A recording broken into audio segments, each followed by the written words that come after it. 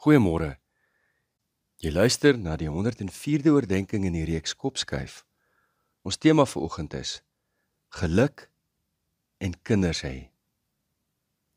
Ons bespreek vanoggend Mite 5 van Pieter van Jaarsveld se boek Dink jouself gelukkig.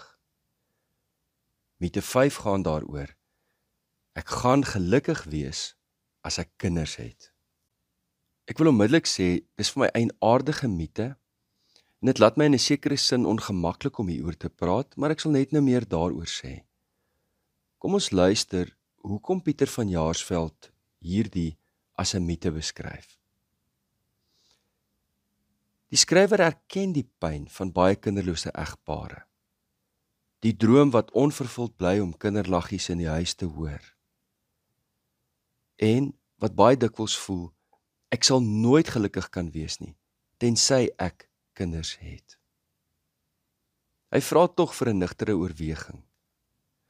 Want kinders hê, sê hy, is nie direk eweredig aan geluk nie. Ek het bietjie gaan kyk wat die navorsing hieroor sê. In 'n studie wat onder 161 vroue in die Verenigde Koninkryk gedoen is, vroue wat wou kinders hê, maar om verskeie redes nie kon hê nie, is bevind dat hulle welstand hoegenaamd nie verskil van die deursnee publiek nie. Gemiddeld beskou.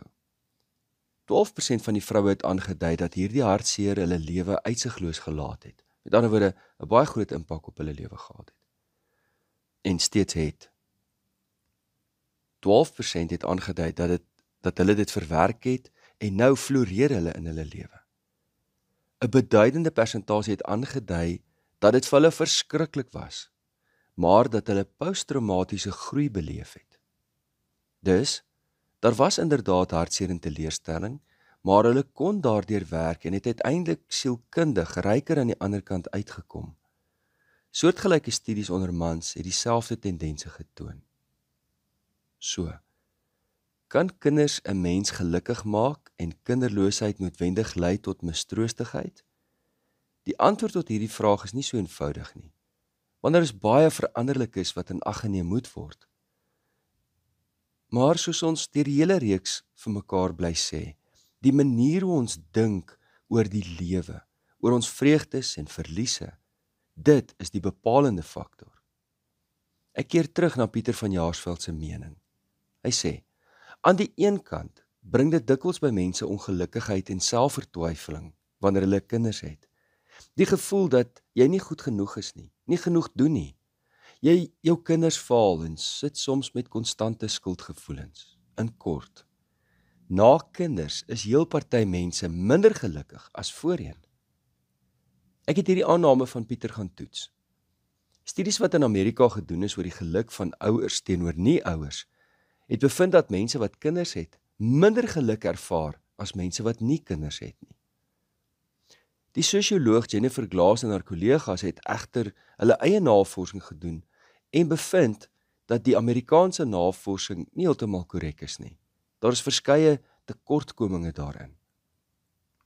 In 'n studie wat hulle in 22 lande gedoen het, is bevind dat ouers gelukkiger is as nie-ouers, veral in lande soos Noorwe en Hongarye.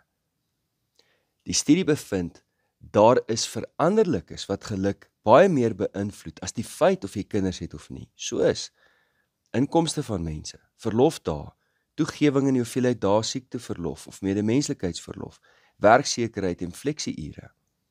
Ons weet almal, as jy kinders het en hierdie voordele is daar vir jou, het dit 'n merkbare effek op jou geluksfaktor. Dus, die studie het bevind dat daar intrinsiek nie werklik 'n verskil is tussen mense wat kinders het of nie. Maar dit gaan oor mense se algemene vermoë om betekenis te skep uit omstandighede, hoe hulle terugslae kan oorkom, uitdagings kan aandurf en op kreatiewe maniere 'n leefomgewing skep. Kom ons luister na Pieter van Jaarsveld se wat hy sê oor die ander kant hiervan. Kinders self kan 'n groot bron van hartseer wees. Daar is navorsing wat daarop dui dat baie egpare se verhouding verswak na die geboorte van kinders. Die huwelik verswak daarna. En hulle beleef dus minder geluk, minder huweliksvreugde.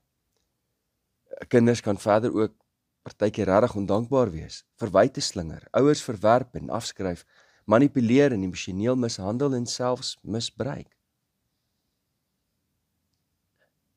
As 'n mens na die navorsing kyk, sal dit jou eintlik permanent afskrik om kinders te hê. Ek het na 5 onlangse artikels gaan kyk en die resultate is nogal wel interessant. Navorsers het inderdaad bevind dat kinders merkbare stres in 'n huwelik bring en die kwaliteit van die huweliksband laat daal. Die meeste vroue se verhoudings verswak met ander mense, nie alleen met haar man nie, maar alle ander familielede en vriendinne, soos wat die band tussen haar en haar kinders versterk. Die realiteit is, jy het minder tyd vir ander mense. Jy het baie minder tyd vir jouself. En daar is soveel meer verpligtinge op jouself en op die huweliksverhouding. En natuurlik is daar nog die ekstra lading van siek of uitdagende kinders. Mense slaap merkbaar minder en het veel minder tyd vir hulle self en die dinge wat hulle gelukkig maak. Kinders neem nie alleen baie tyd in beslag nie, maar plaas ook groot finansiële druk op gesinne. En dan moet ons nog praat oor die liggaamlike effek van swangerskap en geboorte op vroue, wat selfs lewensgevaarlik is en permanente liggaamlike verandering bring. Maar dit bring my juis by my ongemak om oor hierdie tema te praat. Gaan kinders hê werklik oor geluk? Besluit 'n mens om kinders te hê wanneer jy die dag vir jouself sê, ek is nie so baie gelukkig nie, so ek wil graag kinders hê om meer gelukkig te wees. Ek weet nie van jou nie, maar dit is nie hoe ons besluit het om kinders te hê nie. Een van die skrywers in 'n artikel wat ek gelees het, slaan die spyker op die kop as hy vra, is daar nie 'n groter prentjie hier in spel as om oor geluk te praat nie? Wat as die belonings van ouerskap anders en dieper is as wat geluk kan meet? Ek is wel bly ons praat oor hierdie tema en ek dink dit is nodig. Ek dink dit is nodig om oor die pyn te praat van mense wat nie kan kinders hê nie. Ek dink dit is nodig om hieroor te praat vir die ouens wat nog moet besluit of hulle wil kinders hê en dink of dit hulle meer gelukkig gaan maak. Ek dink nie kinders op sigself bepaal of 'n mens primêr gelukkig is of nie. Geluk is in sekere aktiwiteite van die lewe eintlik 'n nuttelose gesprek. Byvoorbeeld, maak dit jou gelukkig as jy eet? Dis nie eintlik 'n vraag nie, is dit? Om te eet het ander betekenis as om my gelukkig te maak. Maak my gelukkig as ek saam met ander mense eet of my geliefdes eet of goeie vriende, maar om te eet word nie gemeet deur geluk nie, maar deur hoe dit my voed en hoe dit vir my lewe gee en energie skep. So ek dink ons moet ander woorde gebruik as ons oor kinders praat, as of dit ons gelukkig maak of nie. Natuurlik is daar baie navorsing wat ook daarop dui, dat die feit om kinders te hê 'n pad is na verdieping, groei, die uitbreiding van 'n mens se horisonne. Dit lei na nuwe avonture, dieper belewennisse. Ja, te midde ook van die opofferings, pyn, lyding en wat dit ook al mag bring. Daar is navorsing wat daarop wys dat paartjies wat kinders het, langer en dieper besluite neem voordat hulle skei. Dat dit in daardie opsig 'n positiewe effek het op gesinne. En hoewel dit miskien huweliksvreugde tydelik laat groot opofferings laat maak, het paartjies later in hulle lewe weer dieper ervaring wanneer hulle met kleinkinders weer te doen het. Dus, ek dink ons moet vanoggend vir mekaar sê dat geluk is soms 'n onbehulpsame meetinstrument. Lewensvreugde lê baie dieper as wat die woordjie geluk kan beskryf. En of ons die vreugde kan ervaar om ouers te mag wees en kinders te kan hê met al die verantwoordelikhede, of dalk nie kan kinders hê en daardie deel van die lewe kan ervaar nie. Geluk, maar meer is dit, lewensvreugde is vir ons moontlik. Maar dan gaan dit in effek oor die manier wat ons oor die lewe dink, ons gedagtes fokus en die besluite wat 'n mens neem oor jou lewe en jou lewensbestemming. Ek weet, dis 'n baie kort gesprek om hierdie ongelooflike komplekse saak te beskryf.